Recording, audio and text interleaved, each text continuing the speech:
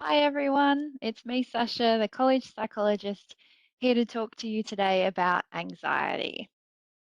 So, what is anxiety anyway? This is something I think a lot of us get confused about.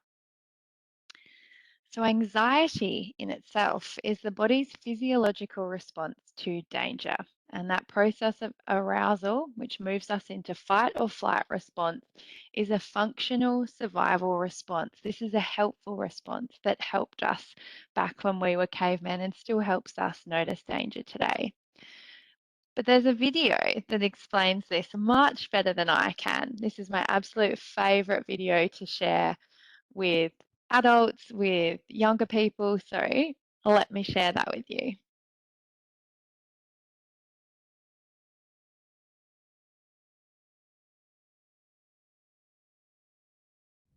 The human mind has evolved to think in such a way that it naturally creates psychological suffering. You see, back in the Stone Age, 200,000 years ago, life was pretty dangerous for our caveman ancestors. So if a caveman or cavewoman wanted to survive, their minds had to constantly be on the lookout for things that might hurt or harm them. And if that cave person's mind wasn't good at predicting, spotting, or avoiding danger, what happened to her? The default setting of the caveman mind was safety first. And we in the modern world have inherited this. Our modern minds are constantly warning us of things that might hurt or harm us. The caveman mind says, watch out, there might be a bear in that cave, you could get eaten. Watch out, that shadow on the horizon might be an enemy from another clan, you could get speared. Our modern mind then does worrying, predicting the worst, avoiding anything that scares you, anxiety in all of its different forms. Back in caveman days, you survive an encounter with a bear or a wolf, then it's useful to replay it. It's useful for your mind to go over the events and remember what you did to survive so that you're better prepared for next time. But in our modern world, we go over and over painful memories, dwelling on them, reliving them, even when there's nothing useful to learn or the lesson has been well and truly learned a long time ago. In the Stone Age era, as a caveman or cavewoman, you have to fit in with the group. If you are alone, you will soon die. So your mind compares you to others in the group. Am I fitting in? Am I contributing enough? Am I following the rules? Am I doing anything that might get me thrown out? Now, in modern life, we're always comparing ourselves to others. But the problem is we're no longer in a small group. Our groups are enormous today, and we carry with us devices that constantly feed us images and stories of people all over the planet. This constant comparison ramps up our fear of being judged or rejected or not fitting in or just not being good enough. The caveman mind tells you you need more food, you need more water, better weapons, better shelter. The cave people who thought this way lived longer and had more offspring. Unfortunately, in the modern world, this manifests as greed, dissatisfaction, craving, wanting. It's never enough. I need more, more, more. And if all of that wasn't bad enough, the Stone Age thought patterns are intensified by the sheer pace and complexity of modern life. Our frantic existence, rushing from task to task, that never-ending to-do list. So, when your mind starts doing this unhelpful stuff, as all minds do, remember it's not defective or abnormal, and it's not deliberately trying to make your life difficult. It's simply doing the job it has evolved to do, trying to keep you safe and save you from pain.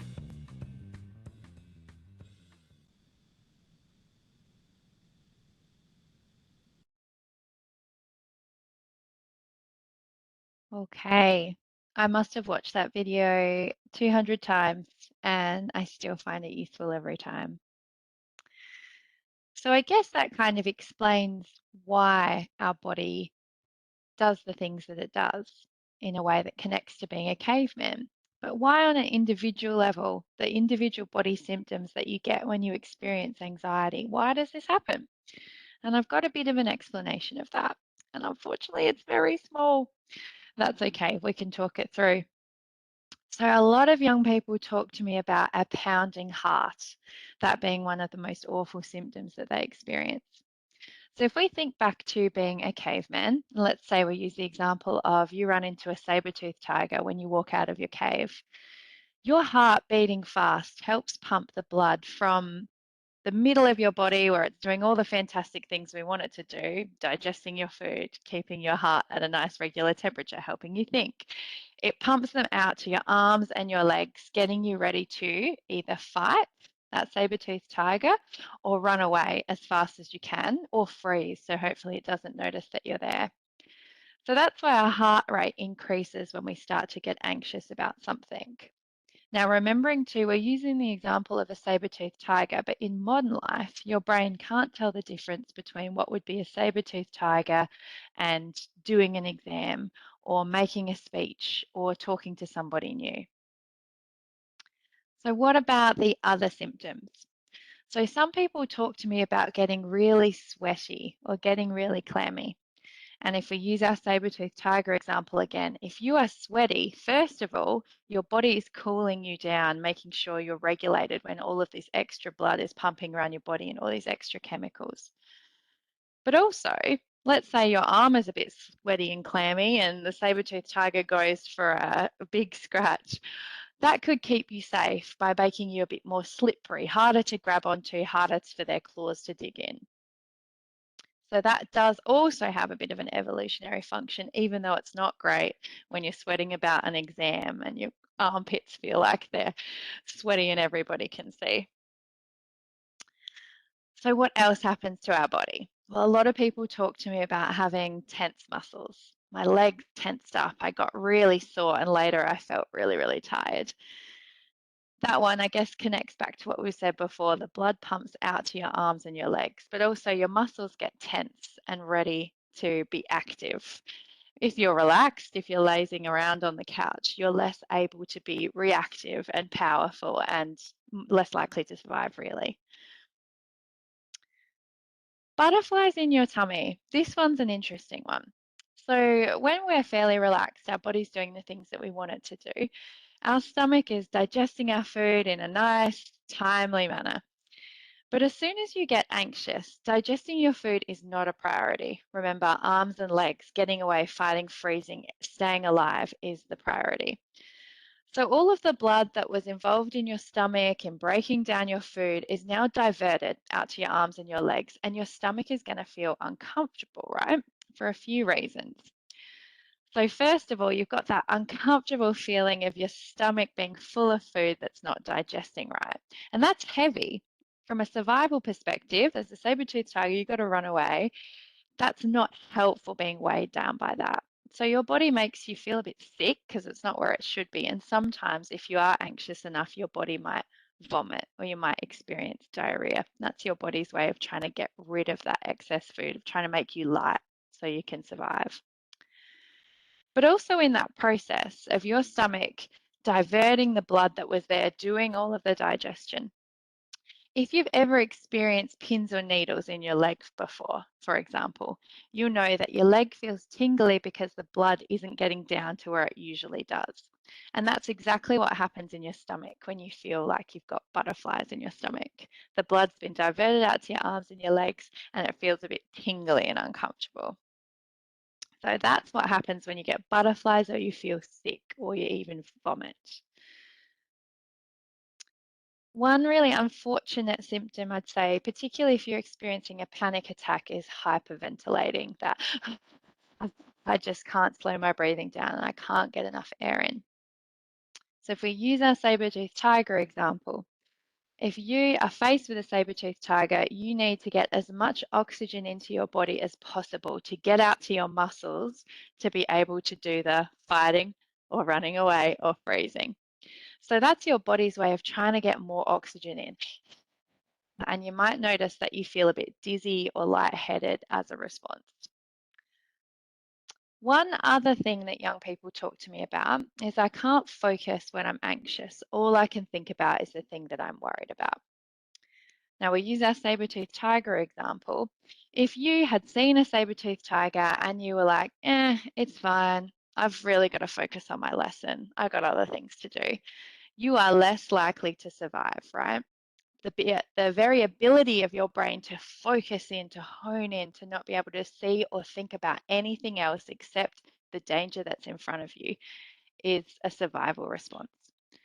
Now, if we replace the saber-toothed tiger with anxiety about what's going on at home and having to have an uncomfortable talk later that night, it makes sense why your brain isn't able to focus on the lesson that you're sitting in or what your friends are saying. It's going to keep taking you back to the danger. So these are just a few of the symptoms that go on for us when we experience anxiety.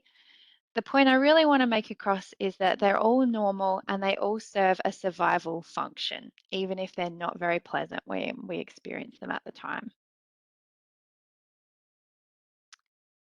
So that's what anxiety is, the very stress response, that reaction to fear. That is what anxiety is. Let's talk really quickly about what an anxiety disorder is, because it's very different. I hope I've highlighted to you that all of us experience anxiety. And if we didn't experience anxiety symptoms, I'd actually be quite worried about us. Our body wouldn't be working the way that it was meant to be. But an anxiety disorder is a little different. And that develops when the physiological response, all of those body symptoms we talked about, is starting to create difficulty and suffering in a person's life. It's making their life difficult. I also just wanted to add that if you are a person who's been diagnosed with an anxiety disorder, or you think that you might, it's actually really common, very normal. It's actually the most common mental health condition in Australia, with 1 in 7 of us, or 14%, being diagnosed with anxiety in a year. So if you're in a class of 14 people, it's very likely that at least 2 of you are going to experience an anxiety disorder. And we also know that given open access is a school for young people who can't access mainstream, it's very likely that more than that 14% are going to be experiencing an anxiety disorder. So it's very normal. It's also the mental health disorder with the highest comorbidity rates. Now, that's just a fancy way of saying that if someone has one mental health disorder, they're very likely to experience another one. And that makes sense, right? If you're experiencing something rather uncomfortable like depression, or you've experienced a trauma, it's very normal that your brain is going to start to worry about that. So not only is anxiety the most common mental health disorder in Australia, it's also the most likely to develop alongside other disorders.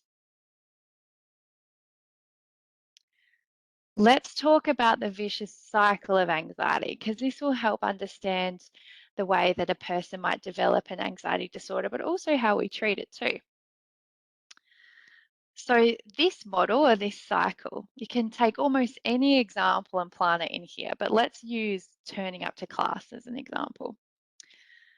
So for, let's say, example me, I'm really anxious about turning up to class. I'm really worried that I'm going to be judged if I say the wrong thing. I don't really know anyone in there. What if I look stupid? What if I get embarrassed? What am I going to do? So I've got that anxiety about coming to class. Like we talked about when we had the body up, it's really normal when you're anxious about something to be hypervigilant about it, to be scanning for danger, to be noticing my body symptoms more. My attention is focused on the thing I'm scared about.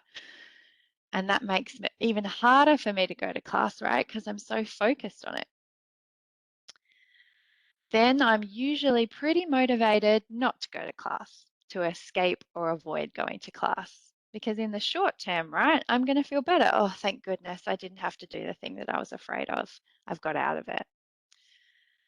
But in the long term, all of those worries, all of those fears that I have are not going to go away.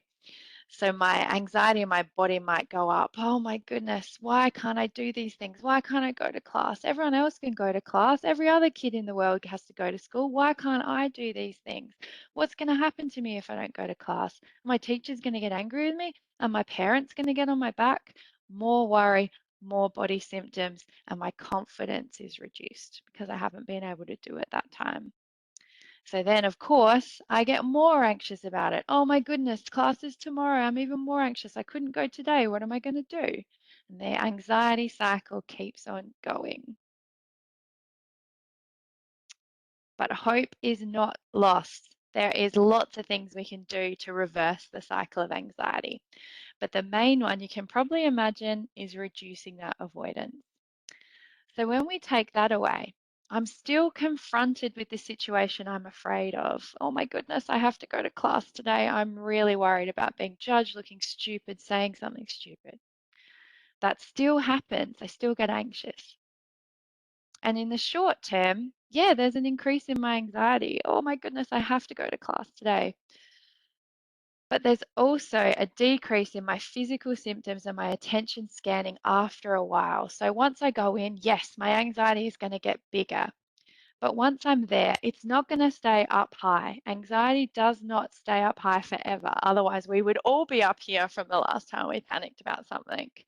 It will come down eventually. My body symptoms start to reduce. I start to stop focusing on the thing I'm afraid of and start to ease into class. Next thing that happens for me, I've got all these coping tools in my pocket, right? My anxiety increased, but I did this, and this, and I felt okay. I start to increase my confidence. I believe in myself. I know that I can control my responses and my behavior in a situation.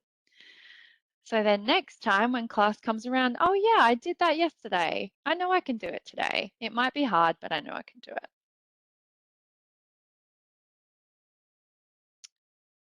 Okay, treating anxiety. A little bit like the last slide, the main thing that we're doing when we're treating an anxiety disorder is encouraging people, young and old, to reduce their avoidance of something they're afraid of, to face up and be brave. But the main treatment with the best evidence at the moment is called cognitive behavior therapy. You might have heard of that before, CBT. Essentially, under this approach, we're looking at how do your thoughts interact with your feelings, interact with your body symptoms, and influence your behavior, usually to avoid the situation. And we teach people to challenge your thoughts, sit with uncomfortable feelings, relaxation strategies for your body when it starts to feel overwhelming, and a good CBT is usually focused around an exposure hierarchy. Essentially, that means we're going to reduce avoidance. We're going to ask you to do the things that are hard for you, but we're not going to ask you to do the hardest things straight away. We're going to break it down into smaller, manageable steps. And once you've usually done some of the lower steps, the easier things, it makes it easier to do the harder things. You've got confidence, you've got skills, and you know you can do it. So that's how we might treat it in therapy. But there's lots that you can do to help yourself every day without a therapist. The easiest one, not so easy really, but the best one you can do is to be brave. If you notice what scares you and you face up to it, then you are doing something about your anxiety. Even small things. And that's what we do in therapy, right? We break down the big scary thing into smaller things and we ask you to be brave. So you can start to do that by yourself, even if that's taking small steps like asking someone in a shop a question, sending your teacher an email. These all help face up to anxiety. You can also learn to sit with painful emotions. Now, most of the uncomfortable anxiety disorders out there, not only anxiety, most of the unhelpful behaviors that we see around mental health. So that could be self-harm, that could be staying indoors and not going outside, that could be taking drugs and alcohol, that could be restrictive dieting. Any of those unhelpful behaviors usually comes from difficulty sitting with painful emotions. Now, I know that's not easy. It can feel really, really awful at times. And anything that helps you sit and not avoid emotions by doing something unhelpful is helpful. Like taking a walk, having a bath, watching TV, doing the opposite of what your brain is asking you to do is useful. Challenging your thoughts. The premise of this really being thoughts are not facts. A lot of us have thoughts that pop into our brain. I'm stupid. I'm useless. I'm no good at this. And that's your brain's way of trying to keep you safe, right? But it doesn't mean that it's true. Can you ask yourself, is there an alternative way of thinking about this situation? What would I say to a friend if they were in this situation? What would I say to a friend if they'd had the same thought? Are there any facts that disprove your thoughts that you haven't considered? If you were a judge in a courtroom, you would only be hearing the reasons why this thought is true. Are there any reasons why it might not be true? And lastly, remembering your body symptoms can't last forever. If this was true, we would all be just as happy as we were on the happiest day of our life, but then we would also be just as fearful as we were on the worst day of our life. Emotions come and go, they do not last forever, and body symptoms are the same. They serve a purpose, but they don't last forever. And just reminding yourself of this can help slow them down. Often, when we're experiencing panic symptoms, we can start to panic about panicking, which makes it even worse. So, just remembering this will pass, it's not very nice, but it's not going to last forever, can be helpful. And relaxation strategies do work, like grounding. Oh, 5 things I can see, 4 things I can hear, 2 things I can touch, and deep breathing. And I say to young people, don't buy into it has to be 10 deep breaths in and 5 and 2. Don't worry about rules, just breathe in and breathe out. Okay, just a few resources you can use to support yourself. The Brave program, if you're under 17, is an amazing step-by-step program through the University of Queensland. They've also got programs for parents if they want to follow along and support. It's a really amazing research-backed program and it's free. MindSpot. So this is for anyone 18 to 25. They're online courses, again, step by step. That includes assessment feedback, and there are therapist support modules as well. eHeadspace. I am a huge fan of Headspace and eHeadspace in general. This is the online platform. They have all kinds of different forums that are moderated by Headspace workers. There's an online chat, there's a phone line as well. There's all different fact sheets. So this can be an amazing place to get started. CCI. Now, I don't remember what that stands for, Centre for Clinical Excellence, something like that. But this is the most amazing website for self-help workbooks. And you can download those all for free and work through those. If you have a printer or on your computer, they've got lots. And they break them down into all kinds of individual anxiety disorders like social anxiety, like generalized anxiety, like specific phobias, and they are really easy to follow. They are meant for adults, but I know you guys will be fine with them. This Way Up, that's an online, and it does have an app as well, CBT course for young people 12 to 17, similar to some of the other ones, gets a lot of good feedback. And lastly, don't forget about Kids Helpline. I think a lot of teenagers think that this is for little kids, but they help everybody up to 25. And they also have an online chat service as well. So if you don't feel like talking to someone, you can type. Okay, I hope this has been short but informative. If you have any questions, that's my email there, hopefully floating around the school. But I hope this has been useful today. Okay, see you later.